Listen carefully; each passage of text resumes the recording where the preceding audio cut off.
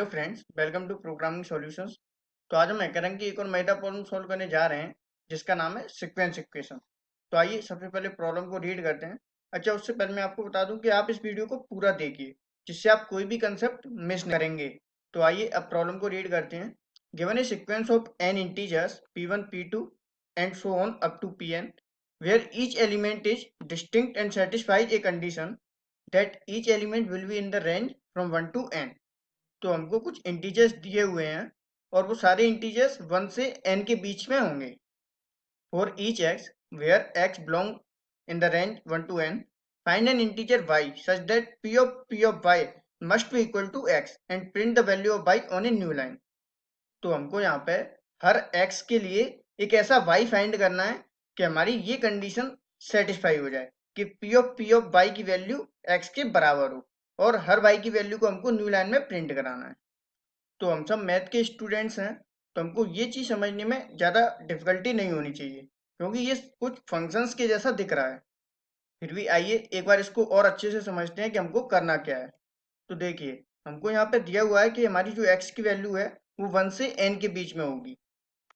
तो सबसे पहले हमको एक एरे में x की वैल्यू फाइंड करनी है। फिर उसके बाद जो x की पोजीशन आई हुई है उसकी पोजीशन फाइंड करनी है, मतलब x की पोजीशन फाइंड करके फिर जो पोजीशन आई है उसकी भी पोजीशन उसी एरे में फाइंड करनी है, और फिर जो पोजीशन आएगी वो वैल्यू होगी अपने y की, और उसी वैल्यू को हमको नई लाइन में प्रिंट कराना है। तो आइए इसको और अच्छे से एक एग्जाम्पल के थ्रू समझते हैं। तो हमको यहाँ पे एक एग्जाम्पल दिया हुआ है जिसमें एक एरे है p और उसमें वैल्यू दी हुई है 5 2 1 3 4। देखिए n साइज मतलब 5 साइज का एरे है और 1 से 5 तक की सारी वैल्यूज इस एरे में दी हुई हैं। तो यहाँ पर शुरू में x की वैल्यू होगी 1। तो हम देखेंगे 1 की पोजीशन इस एरे में क्या है। तो हम यहाँ पे देख सकते हैं 1 थर्ड पोजीशन पे है, तो यहाँ पे p3 आ गया। अब हम देखेंगे 3 किस पोजीशन पे है। तो 3 हम देख सकते हैं इस एरे में 3 फोर्थ पोजीशन पे है, तो यहाँ पे p(4) इक्वल्स टू 3। तो p(4) पे आया ये 1, तो y की वैल्यू क्या हो गई 4। ऐसे ही अगर हम 2 को देखें तो x की वैल्यू है 2। अब 2 इस एरे में किस पोजीशन पे, 2 पोजीशन पे है, तो p(2) आ गया। अब देखेंगे हम 2 द्वारा किस पोजीशन पे, तो वो 2 ही पोजीशन पे है, तो p(2) इस पोजीशन पे आया 2। अब ऐसे ही 3 को देखेंगे तो 3 देखो, 3 इसमें एरे में फोर्थ पोजीशन पे है, तो यहाँ पे आ गया p(4). अब 4 देखेंगे तो किस पोजीशन पे, 5 पोजीशन पे, तो इस प्रकार से p(5) की वैल्यू हो गई 3, तो हमारी y की वैल्यू आ गई 5। तो इसी प्रकार से हमको 1 से लेके 5 तक की सारी वैल्यूज के लिए y की वैल्यू फाइंड करनी है। अब आइए एक बार इनपुट आउटपुट फॉर्मेट और देखते हैं। The first line contains an integer n, the number of elements in the sequence. तो सबसे पहले हमको एक एरे का साइज दिया होगा। The second line contains an space separated integers pi, और सेकंड लाइन में हमको एरे के स्पेस सेपरेटेड इंटीजर्स दिए होंगे। आउटपुट फॉर्मेट में क्या दिया है, for each x from 1 to n print an integer denoting any valid y satisfying the equation p of y must be equal to x on a new line। तो हमको y की value find करनी है जो इस condition को satisfy करे। तो हमको यहाँ पे एक सैंपल इनपुट और दिया हुआ है, तो आइए देखते हैं। सबसे पहले हमको n की वैल्यू दी हुई है 3, और उसके बाद 3 एलिमेंट्स दिए हुए हैं 2 3 1। तो सबसे पहले हमको x की वैल्यू दी है 1, तो हम 1 की पोजीशन फाइंड करेंगे। तो 1 की पोजीशन है इस एरे में 3, तो इसके बाद हम 3 की पोजीशन फाइंड करेंगे। तो 3 की वैल्यू है इस एरे में 2, तो सबसे पहले हमारा आंसर हो गया 2। इसके बाद x की वैल्यू बढ़ के हो जाएगी 2, तो 2 की पोजीशन फाइंड करेंगे। तो 2 की पोजीशन है इस एरे में 1, और फिर हम 1 की पोजीशन फाइंड करेंगे, तो वो है इस एरे में 3। जो सेकंड आंसर होगा वो हो जाएगा 3। फिर हम x की वैल्यू बढ़ के 3 हो जाएगी, और फिर हम 3 की पोजीशन फाइंड करेंगे तो वो आएगी 2, और फिर हम 2 की पोजीशन फाइंड करेंगे तो वो आएगी 1। तो जो हमारा लास्ट आंसर होगा वो हो जाएगा 1, और ये सारी वैल्यूज हम अपने आउटपुट स्क्रीन पे प्रिंट कर देंगे। और यहाँ पे भी वही एक्सप्लेनेशन दिया है जो मैंने अभी समझाया है, और आप इसको एक बार रीड कर लीजिए जिससे आपको और अच्छे से समझ में आ जाए। तो आइए अब इसकी कोडिंग की तरफ चलते हैं। तो यहाँ पे हमको एक फंक्शन दिया हुआ है परम्यूटेशन इक्वेशन, जिसमें एक आर्गुमेंट पास किया गया है वेक्टर इंट p, और हमको एक वेक्टर ही रिटर्न कराना है।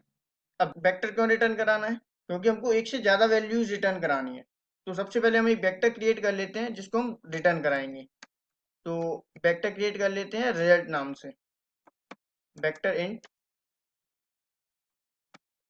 रिजल्ट।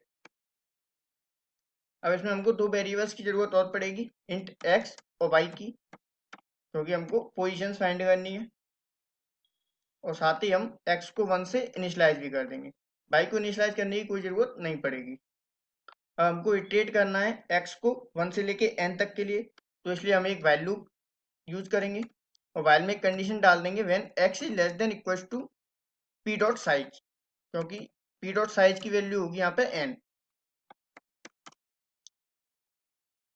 अब हम क्या करेंगे, अब हम जो वेक्टर है हमारे पास p, उसमें x की पोजीशन फाइंड करेंगे, तो इसके लिए हमको एक और फॉर लूप की जरूरत पड़ेगी, तो हम एक फॉर लूप और लगा लेते हैं। इंट i इक्वल टू 0 से लेके i less than p dot size तक चलेगा ये हमारा लूप, और i प्लस प्लस होता जाएगा। अब इसके अंदर हम एक इफ कंडीशन डालेंगे जिसमें हम चेक करेंगे कि p ऑफ i की वैल्यू x के बराबर हो रही है क्या। जब ये बराबर होगी तो हम उस वैल्यू को स्टोर करा लेंगे, तो अब हम उस वैल्यू को स्टोर करा लेंगे y में, तो यहाँ पे हम लिखेंगे y equal to i plus one.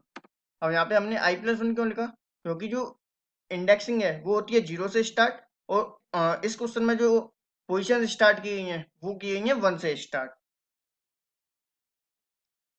अब ये हमको मिल गया तो हम यहाँ पे ब्रेक भी कर देंगे इस लूप को, जब ये कंडीशन ट्रू होगी तो हम यहाँ पे ब्रेक भी कर देंगे। अच्छा, ये अभी हमारा फाइनल वाई नहीं है, अब हमको इस वाई की पोजीशन दोबारा से फाइंड करनी है इसी एरे में, तो इसके लिए हम एक और फॉर लूप ला लेंगे। अच्छा, इसी को हम कॉपी पेस्ट भी कर सकते हैं, तो यहाँ पे हमको यही सेम काम करना है, तो हम इसको कॉपी पेस्ट कर रहे हैं। तो देखिए यही आ चुका है, और यहाँ पे हमको वैल्यू डालनी है ये y के बराबर है क्या।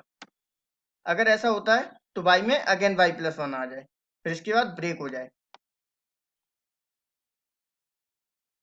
अब जब ये फॉर लूप खत्म होगा तो हमको ये y की वैल्यू अपने जो हमने रिजल्ट वेक्टर लिया है उसमें स्टोर करानी है, तो हम क्या करेंगे, पुशबैक फंक्शन का यूज करेंगे वेक्टर के साथ में।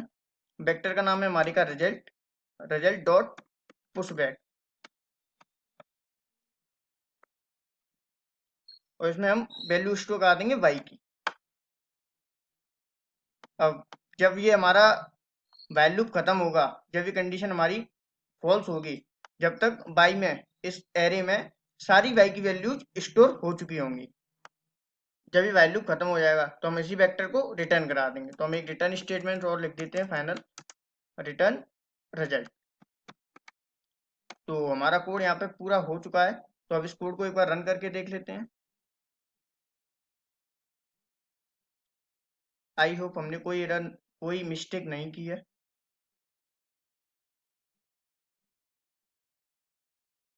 ओके, लगता है ये हमारी रन टाइम एरर इसलिए आ रही है क्योंकि हमने यहाँ पे x को प्लस प्लस नहीं किया है, हमको x को प्लस प्लस करना पड़ेगा, जिससे हमारा जो वाइल लूप है वो बार बार इटरेट होगा।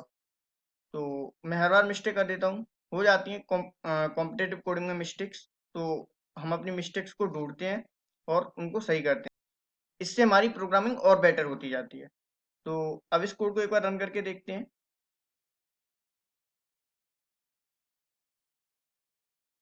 देखिए दोस्तों, दोनों सैंपल टेस्ट केस हमारे पास हो चुके हैं, तो हमने इसका मतलब यही मिस्टेक की थी। तो अब इस कोड को एक बार सबमिट करके देख लेते हैं।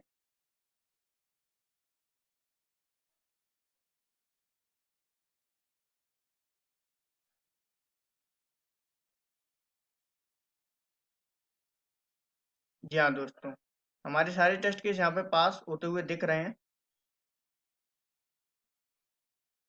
जी हाँ दोस्तों, देखिए हमारे सारे टेस्ट केस पास हो चुके हैं।